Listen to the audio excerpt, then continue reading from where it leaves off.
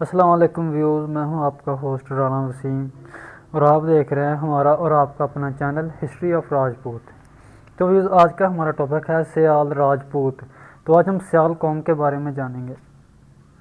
سیال پنجاب کی بہت بڑی اور اہم قوم ہے۔ یہ قوم سب سے زیادہ جنگ میں آباد ہے۔ ضلع جنگ کو پنجاب میں بڑے بوڑھے جنگ سیالاں دا کے نام سے یاد کرتے ہیں۔ دوسرے نمبر پر یہ ملتان اور اس کے نواح اضلاع میں آباد ہیں۔ تاہم پنجاب کا کوئی ایسا ضلع نہیں جہاں سیال نہ پائے جاتے ہوں۔ یہ لوگ سیالکوٹ، لاہور، گوجرانوالہ، راولپنڈی، جہلم، گجرات، شاہپور، سرگودا، ملتان، فیصل آباد، ساہیوال اور مظفر گڑھ کے اضلاع میں خاطر خواہ تعداد میں آباد ہیں۔ علاوہ از ڈیرہ اسماعیل خان، ڈیرہ غازی خان اور بنوں میں بھی کافی تعداد میں آباد ہیں۔ ڈیرہ جات میں تو یہ وہاں کی آباد کاریوں کا بہت بڑا حصہ ہے اور وہاں ان کی کئی ایک گڑیاں بھی آباد ہیں۔ پنجاب میں بٹی قوم کے بعد سب سے زیادہ آباد کاریاں سیالوں کی ہیں۔ پنجاب کی تاریخ میں ان لوگوں کو خصوصی اہمیت حاصل رہی ہے۔ خصوصاً پنجاب کے مشرقی میدانی علاقوں میں یہ لوگ اپنے پڑوسی و ہم عصر اقوام میں بے حد نمایاں مقام رکھتے ہیں۔ مسٹر اسٹیٹ مین نے بجا کہا کہ جنگ کی جدید تاریخ صرف اور صرف سیال قوم سے عبارت ہے۔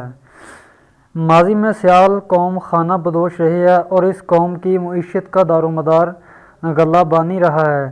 یہ لوگ گھوم پھر کر مویشی چرایا کرتے تھے۔ گرمی کے موسم میں دریائے چناب کے نشیبی علاقوں میں چلے جاتے تھے، جبکہ موسم سرما اور معتدل موسم کے دوران جب بارشوں کا سلسلہ ہوتا تو جنگ بار کے بالائی میدانوں کا رخ اختیار کرتے۔ یہ لوگ جنگ کے علاقہ میں غالباً مغلوں کے دور سے آباد چلے آ رہے ہیں۔ ان لوگوں نے جنگ کی سرزمین پر یہاں کی قدیم باسی اقوام کھرل، بھنگو، مکین اور مرل وغیرہ سے لڑ کر انہیں یہاں سے بے دخل کر کے قبضہ کیا تھا۔ ان ایام میں اس قوم کے کھرل اور بلوچ اقوام کے ساتھ کئی زوردار معرکے رہے ہیں۔ آج سے کم و بیش 3 صدیاں بیشتر جب جنگ کو صوبہ لاہور کے زیر اہتمام لایا گیا تھا، سیال اس علاقے کی سب سے نمایاں قوت سمجھے جاتے تھے۔ ان کا نام گرامی سردار ولی داد خان گزرا ہے۔ یہ ولی داد خان 1747 عیسوی میں فوت ہوا تھا۔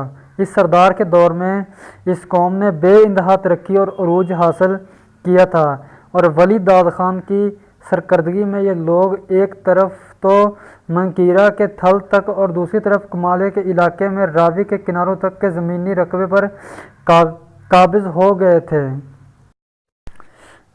سیال قوم رائے شنکر کی اولاد ہے جو ایک پنوار راجپوت تھا۔ پنوار دارا نگر کے رہنے والے تھے۔ دارا نگر الہ آباد اور فتح پور کے درمیان واقع ہے، انڈیا میں۔ وہاں سے پنوار راجپوتوں کا ایک گروہ نقل مکانی کر کے جام پور میں آباد ہوا اور یوں جام پور میں رائے شنکر کی پیدائش ہوئی۔ کہا جاتا ہے کہ اس رائے شنکر کے 3 بیٹے تھے جن کے نام یہ ہیں: ایک سیوں، گیوں اور ٹیوں تھے، اور رائے شنکر کے یہ 3 بیٹے 3 بڑی راجپوت قوموں کے بانی بنے۔ سیوں سے سیال اور گیوں سے کھیبے اور ٹیوں سے ٹیوانے وجود پذیر ہوئے۔ یہ تینوں بلا شبہ بڑی گوتے ہیں راجپوتوں کی۔ اس لحاظ سے گویا سیال، ٹیوانے اور کھیبے ہم نسل اور بھائی بند ہیں۔ تاہم کھیبے اس روایت کو تسلیم نہیں کرتے اور اپنی اصل مغل بتاتے ہیں، اور ہمارے خیال کے مطابق بھی یہ لوگ نسلی اعتبار سے راجپوت نہیں ہیں۔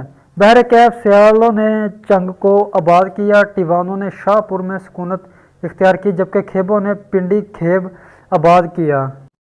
علاؤالدین غوری نے جب ہند پر دھاوا کیا تو راجپوتوں کے کئی گروہ ہند سے نقل مکانی کر کے پنجاب میں داخل ہوئے۔ اس دور میں رائے شنکر کے بیٹے سیوں نے بھی پنجاب کی طرف نقل مکانی کی۔ اس کے ہمراہ اس کے دیگر بھائی بھی تھے اور دیگر راجپوت خانوادے مثلاً چدڑ اور کھرل بھی ان کے ساتھ تھے۔ یہ لوگ جب ہند سے نقل مکانی کر کے موجودہ مغربی پنجاب میں داخل ہوئے تو انہوں نے سیدھا پاک پتن شریف کا رخ کیا۔ اس وقت پاک پتن شریف میں مشہور صوفی بزرگ حضرت بابا فرید گنج شکر رحمۃ اللہ علیہ موجود تھے اور غیر مسلم اقوام جوک در جوک ان کے ہاتھ پر اسلام قبول کر رہی تھیں۔ چنانچہ ان راجپوت جتھوں نے بھی بابا فرید گنج شکر کے آستانہ عالیہ پر حاضری دی اور اسلام قبول کر لیا۔ بابا فرید گنج شکر رحمۃ اللہ علیہ نے ان لوگوں کے حق میں دعائے خیر کی فرمائی اور دوآبہ جہلم اور چناب کے علاقوں میں آباد ہونے کی تلقین کی۔ تو ویوز آج کی ہماری ویڈیو آپ کو کیسی لگی ہمیں کمنٹ باکس میں کمنٹ کریے گا۔ تو ہم نے یہ مختصر کر کے آپ کو دکھائی ہے یہ ویڈیو، ویسے اس پر کم از کم آدھا گھنٹہ یا پونا گھنٹہ کی ویڈیو بنتی ہے اگر پوری سٹوری ہم ان کی کور کرتے تو ہمیں اجازت دیجیے۔ السلام علیکم ورحمۃ اللہ۔